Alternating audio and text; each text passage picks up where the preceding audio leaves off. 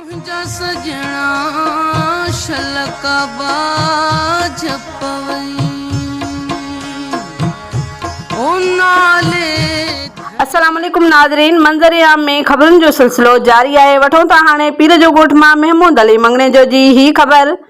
अहमदपुर शहर जे क़दीमी क़ब्रिस्तान मां मियां अहमद खे चौदीवारी ऐं मेन गेट जो दरवाज़ो न मिलण ऐं क़ब्रिस्तान जी प्रॉपर्टी तां मुबीना कब्ज़ो ऐं नालियुनि जी गंदगी पाणीअ जे नेकाल करण ख़िलाफ़ शहरियुनि जो एहतिजाजी मुज़ाहिरे जी अॻुवाणी अॻूणो काउंसलर गुलाम शबीर लाखो, अब्दुल गफ़ार लाखो, अब्दुल अहद मेमण, गुलाम अब्बास लाखो ऐं ॿियनि कई। मुज़ाहिरीन दाहींदे चयो त अहमदपुर जे क़दीमी क़ब्रिस्तान मियां अहमद खे हिन वक़्त ताईं मुकमल चौदीवारी ऐं मेन ईंदड़ वेंदड़ रस्ते ते गेट ऐं उन जो दरवाज़ो न लॻायो वियो आहे, जॾहिं त क़ब्रिस्तान जी प्रॉपर्टी ते अदालती हुकुम बावजूद बिला जवाज़ अदावतूं करे कब्ज़ो कयो वियो आहे।